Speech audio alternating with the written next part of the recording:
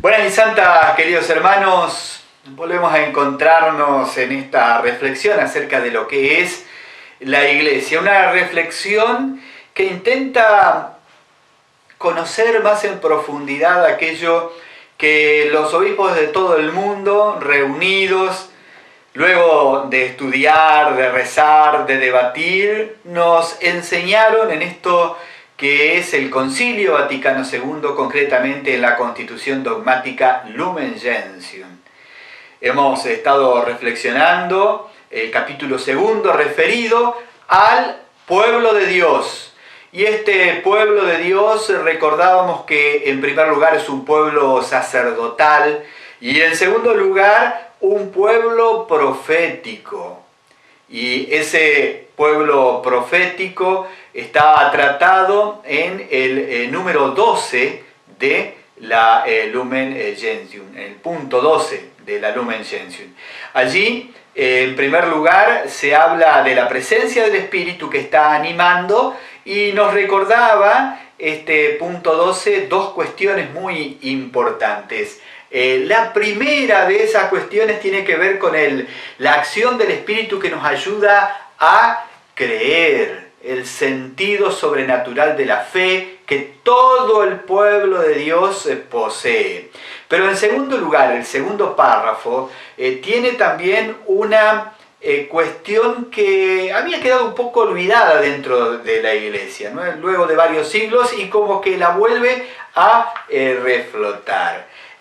Podemos decir así, se considera por la acción especial del Espíritu Santo a la Iglesia bajo la dimensión carismática. Y cuando digo carismático, alguno va a pensar en este movimiento que es la Renovación Carismática Católica. El programa está dedicado a ellos, por supuesto, de manera especial, pero no para ellos, sino para todo católico, porque aquí se está reflexionando sobre algo que tiene que ver con la identidad misma de la Iglesia.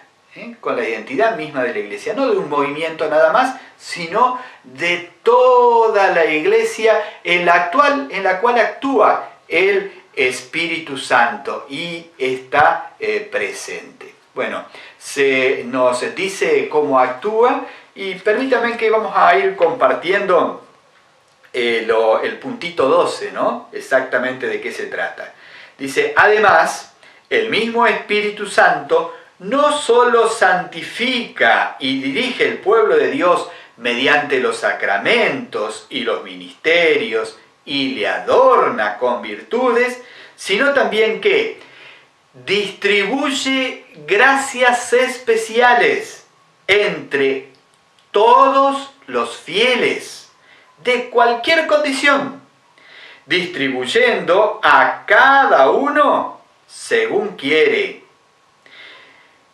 sus dones, con los que les hace aptos y prontos para ejercer las diversas obras y deberes que sean útiles para la renovación y la mayor edificación de la Iglesia. Según aquellas palabras de la primera carta a los Corintios, en la cita, a cada uno se le otorga la manifestación del Espíritu para común utilidad.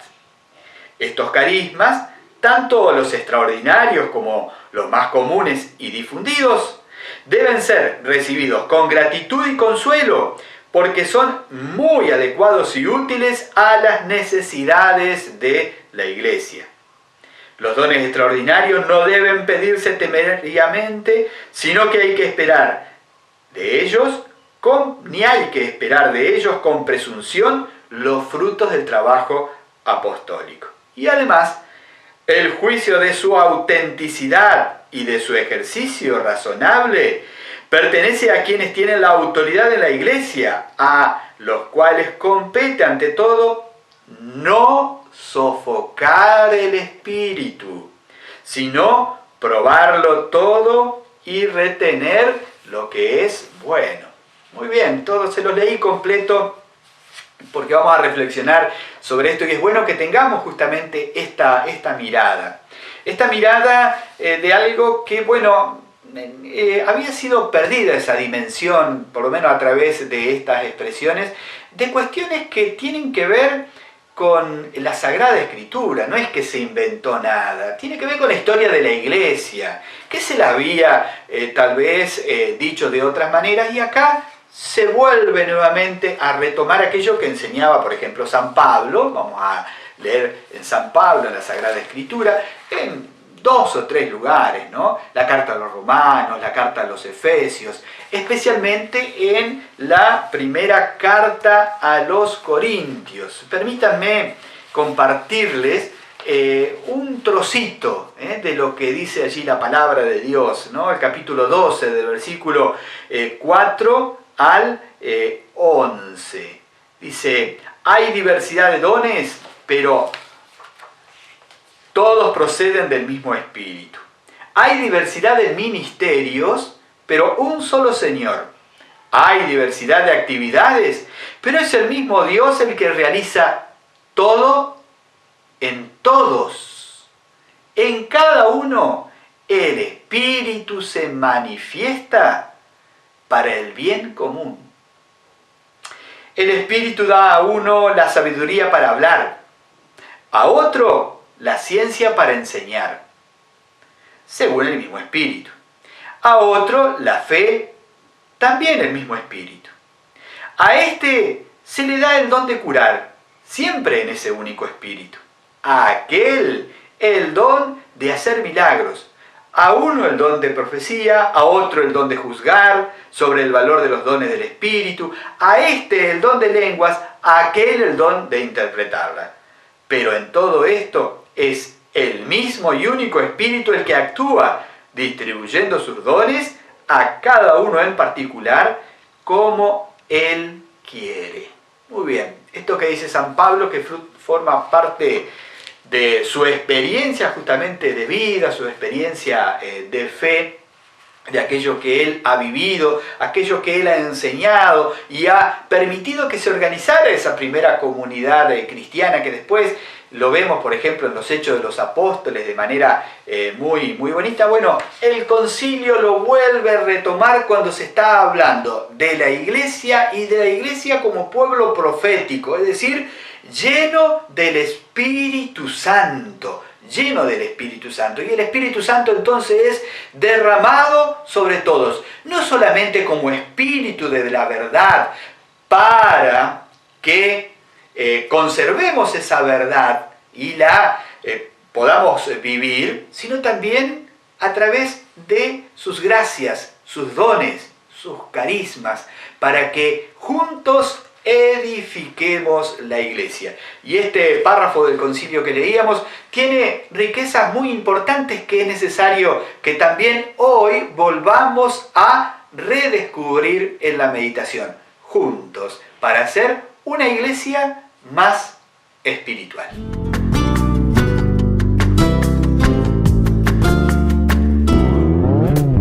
Les decía que tenemos que hacer una iglesia más espiritual. Y más espiritual no significa más desencarnada, sino más espiritual significa más llena del Espíritu y más dócil al Espíritu Santo. Esa docilidad que necesitamos para creer es la misma docilidad que necesitamos también para poder actuar. En el parrafito que les compartía en la primera parte del programa, allí se nos dan varias cuestiones acerca de que tenemos que tener en cuenta, ¿no? En primer lugar, se nos recuerda que la iglesia es una institución carismática. ¿Qué significa esto? Que el Espíritu Santo posee a la iglesia, actúa en la iglesia. Esta dimensión que no debemos olvidar nunca. En segundo lugar, el concilio, la palabra también de Pablo que les compartía, nos habla de una multiplicidad en los carismas. Hablaba de variedad de dones y también variedad de personas. No es que una sola persona concentra los dones. Dice, todos estamos llamados y el Espíritu se da como quiere y se da a todos. de distinta manera capacita. Y eso nos trae también un principio muy importante que no tenemos que olvidar. El tema de la participación exigida, porque si el Espíritu Santo a uno da, decía Pablo, no ciencia, al otro da sabiduría para hablar, al otro le da el don de curar, al otro le da el don de profecía, el don de juzgar, el don de interpretación, los dones, la cantidad de dones y otros más que enumeran otros lugares. Entonces tenemos que ejercer los carismas. Y eso se hace participando de la vida eclesial. Cuando yo no ejerzo mi carisma, el Espíritu va a actuar seguro de muchas maneras, pero queda ahí como un hueco, como una riqueza dentro de la comunidad cristiana que yo le tengo que aportar, no porque yo sea algo, sino porque el Espíritu va a actuar a través de mí y está esperando que yo aporte aquello con lo cual Él me ha enriquecido, ¿no? La participación exigida.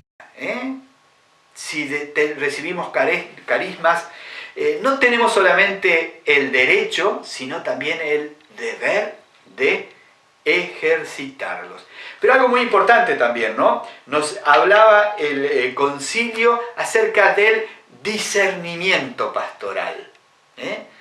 Los carismas tienen que estar reconocidos y deben ser reconocidos por parte de la autoridad de la Iglesia. Y en eso Pablo es clarito, en ese sentido Pablo es claro, y el concilio lo que nos vuelve a decir exactamente lo mismo, esa necesidad de discernimiento para que no haya desorden, para que no haya caos. Dios está en el orden, y justamente nos ha organizado la Iglesia para que podamos ordenar también los distintos carismas, que no significa apagar el espíritu, que no significa apagar el espíritu, sino reconocer, discernir si en verdad allí está actuando el Espíritu Santo o, podemos decir así, son locuras mías y nada más, ¿no? Y a su vez también el tema del discernimiento y la subordinación de los carismas. Decía Pablo, decía el concilio, que los carismas son para la edificación de la Iglesia, no para que yo haga un show o para que yo sea el centro, sino para la edificación de la Iglesia. Y un criterio muy fuerte de discernimiento acerca de lo que son justamente los carismas. Esta finalidad de los carismas, que es la edificación ordenada de la comunidad. San Pablo, en el texto que leíamos, nos hablaba como que Dios actúa todo en todos. Y a veces el Padre, el Hijo y el Espíritu Santo estaban actuando, y hablaba con tres palabritas, ¿no? Los ministerios, los ministerios, que esos ministerios son esas funciones que los distintos miembros tenemos en la Iglesia. Ahora dice, para poder ejercer los ministerios, no basta con un nombramiento jurídico, que alguien me diga, no basta tampoco con las aptitudes personales que yo puedo tener, sino que hace falta una capacidad sobrenatural, a la cual Pablo le dice carisma. Esa acción, esa capacitación que el Espíritu hace en mí para que yo ejerza determinado ministerio. ¿Le quieren poner otra palabra? Tradicionalmente se le dice gracia de Estado, que aquello que me ayuda justamente a actuar. Y a su vez también Pablo decía que cada vez que por la fuerza del carisma ejercitamos un ministerio, se produce una actividad personal, lo concreto que yo hago y que yo realizo. Otro tema también interesante que nos plantea aquí el concilio es que habla de los dones extraordinarios junto con los dones más comunes y difundidos. Y entonces aquí también se puede hablar bastante, ¿no? Tengamos en cuenta, hay dones más comunes y difundidos y esos dones extraordinarios que se los puede pedir, pero no con temeridad. Ahora, estos dones o carismas, a todos recibirlos con gratitud y consuelo, porque son muy adecuados y útiles a las necesidades de la iglesia. Hay una palabra muy linda que tenemos que entenderla en la profundidad, y que tiene que ver con esto, es la palabra entusiasmo. La palabra entusiasmo tiene una raíz griega, es entoi, que quiere decir llevar un Dios dentro. Piensen qué lindo, llevar un Dios dentro. Y el entusiasmo es eso. Es una inspiración divina que entra en nosotros y que se sirve de una persona para manifestarse. Es la experiencia de un Dios activo en mí para ser guiado por su fuerza, para ser guiado por su sabiduría. También significa, ¿no?, exaltación del ánimo, algo que causa interés, alegría, admiración. Todas esas cosas también significa. Pero qué maravilla, llevar un Dios dentro, el entusiasmo con el cual tenemos que vivir nuestra vida de iglesia. El Dios activo adentro de nosotros es el regalo que hizo Jesús en Pentecostés, el Espíritu Santo. Y esta dimensión espiritual o carismática de la iglesia como pueblo de profetas es algo que no debemos olvidar. Si lo hacemos, corremos el riesgo de transformar a la iglesia en una institución meramente humana. Diría el Papa Francisco, en una ONG piadosa. Y nosotros somos pueblo de Dios, pueblo de Cristo, animado por el Santo Espíritu. Bendiciones para todos.